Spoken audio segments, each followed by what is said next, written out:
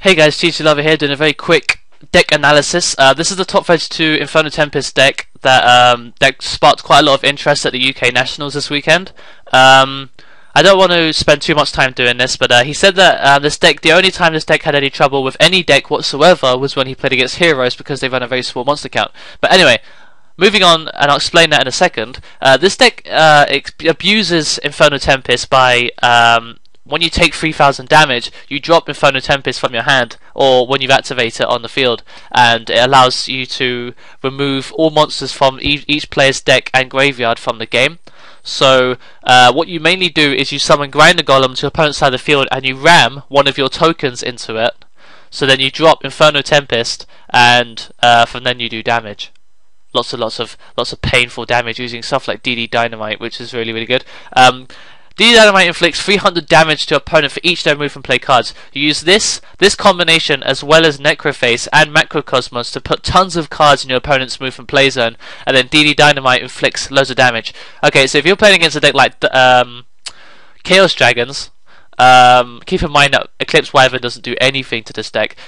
Yeah, so if they have like 25 monsters in their deck, which is kind of standard usually because they run quite a lot of like Red Eyes Darkness Dragon, Light Pulsar, lots of Eclipse Wyverns. They run the Light Sworn engine as well.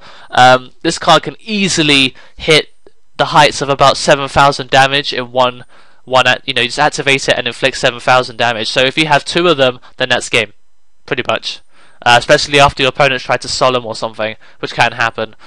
He ran Card D and Max C to, I don't know, I think he just said he had them on him, so he just put them in because he knows they're generically quite good.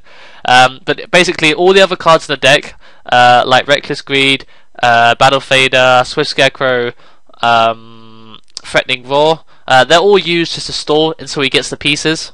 That's pretty much it. Matan the Time Lord is great because it can stall out and it does damage. These two cards are always useful in every deck, and Polyduality helps get thin the deck a bit more. Allows you to search for your monsters, so when you do Inferno Tempest, you don't have to worry about that monster getting removed because it will be in your hand. Reckless Greed is fantastic draw power because this deck doesn't need to worry about what's going to happen later in the game. This card just needs the pieces now, so it's a really fantastic card. One last thing I want to talk about in this deck is Return from a Different Dimension. Allows you to get back your Lava Golems after they've been properly summoned, I believe, as well as Matan the Time Lord. You can return them to your side of the field. As long as you've got all three of them, then you can exceed into Neo Galaxy's Photon Dragon, which in case you don't know what it does, you can attach one Exceeds material to detach all Exceeds material from monsters your opponent controls, and then this card gains 500 attack for each. So that's fantastic. So this card can attack, and also attack like as many times as the amount of Exceeds that were detached. So if you do it right and you get it just in the right moment, then it can be game, especially after you've just dropped Heavy Storm or something.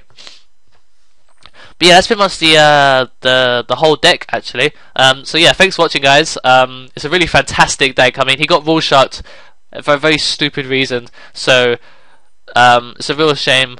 And this deck probably would have won. So expect Inferno Tempest to go up in price. So if you've got any, try and sell it off for more than it is until the hype goes down, because people might start siding against this deck. I'm not really sure how they'll do that though. But yeah, thanks for watching, guys. TG Lover out.